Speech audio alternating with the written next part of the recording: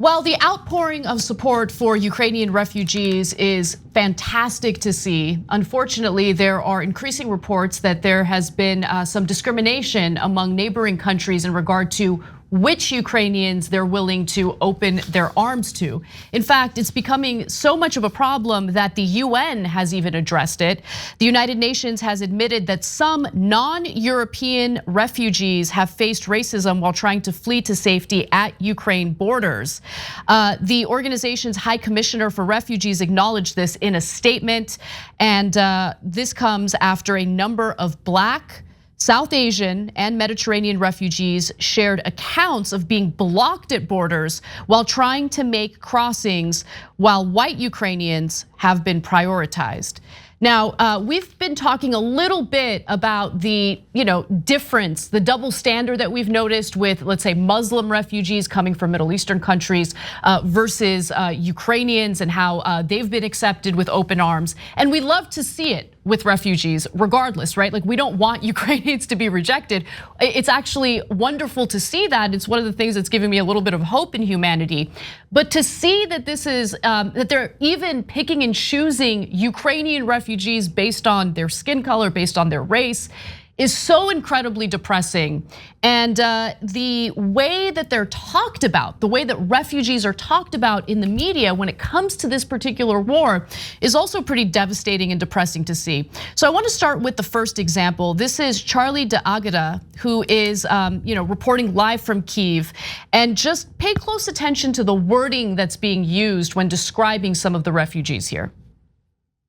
This isn't a place, with all due respect, like Iraq or Afghanistan, that has seen conflict raging for decades. This is a relatively civilized, relatively European, I have to choose those words carefully too, city where you wouldn't expect that or hope that it's going to happen. Are you choosing any wording carefully there? Because that was insane. That was insane. And that's not even the only example I've got for you, Cenk.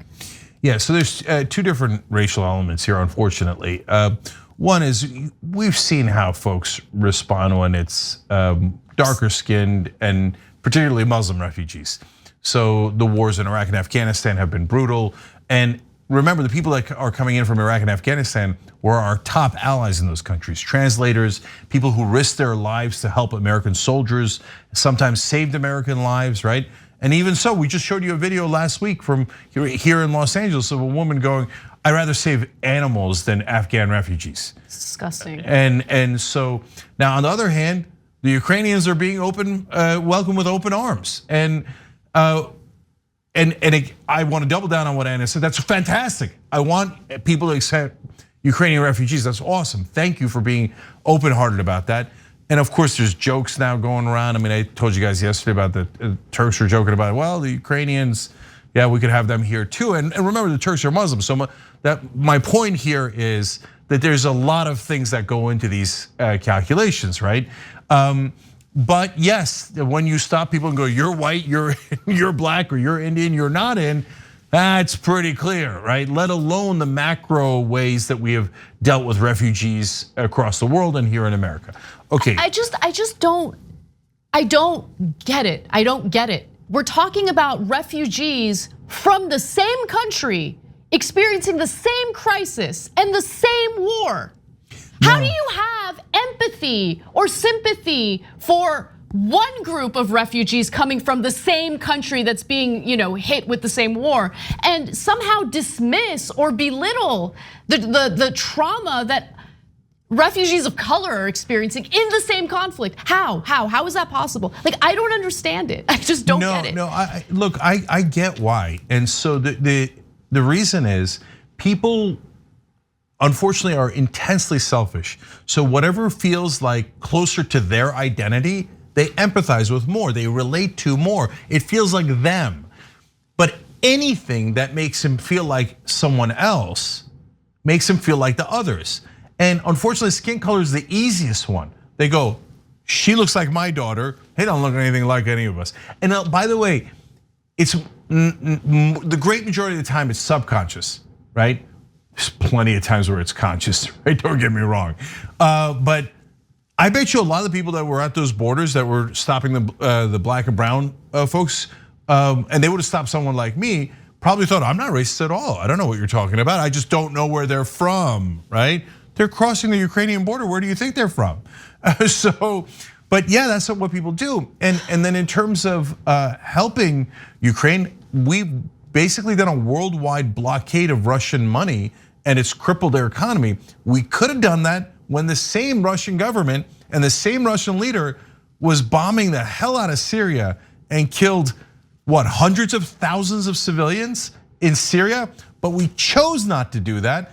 And again, it's not black and white in the sense that, well, Syria was in the middle of a civil war and it was harder to suss out who the good guys and bad guys were, etc.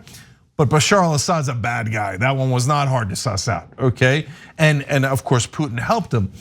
But let alone when America invaded Iraq and Afghanistan and we killed hundreds of thousands of civilians and nobody did anything to us, right? Because yes, if they don't look like you, if you can't identify them based on race, religion, and other factors, you're less sympathetic. I mean, look, how many countries have we destabilized through orchestrated coups, through invasions, preemptive strikes, as we did in Iraq, and then after destabilizing these countries, after bombing them to smithereens, we have the audacity to turn our backs on the civilians who are fleeing for safety. Right, and I'm not just talking about the Middle East, I'm also talking about Latin American countries that we have destabilized because we didn't like their leaders and we overthrew them. Like, it's just, we do have to take responsibility for that. So while in the context of this war in Ukraine, obviously we're talking about neighboring European countries, the United States certainly is not innocent when it comes to this issue. And by the way, let's give a little bit more nuance here.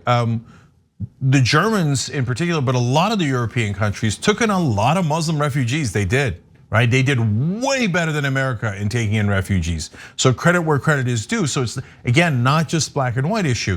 And then if it sounds like I'm trying to excuse those behavior, I'm not, in terms of the turning back black and brown folks at the border. I'm explaining why it happens. But should it happen? Of course it shouldn't happen.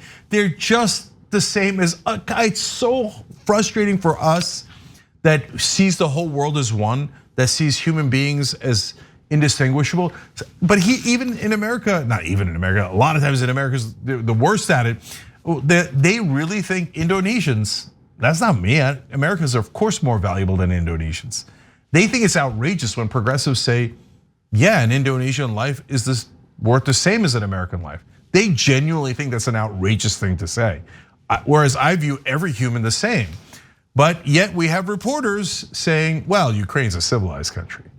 Now, we have another video I want to get to. By the way, I should note that the CBS contributor, the video that we initially showed you featuring Charlie D'Agata, he later apologized and said he regretted his comments. So I just want to be fair and note that he did apologize. Now, an NBC correspondent, though, used similar language, but I also want to give you a little more context here. She was answering a question about the double standards in regard to refugees. I think that context matters and it puts her answer in, I think, a better light, but nonetheless, listen to the way that this NBC reporter handled this issue. Just to put it bluntly, these are not refugees from Syria. These are refugees from neighboring Ukraine. I mean, that, quite frankly, is part of it. These are Christians, they're white.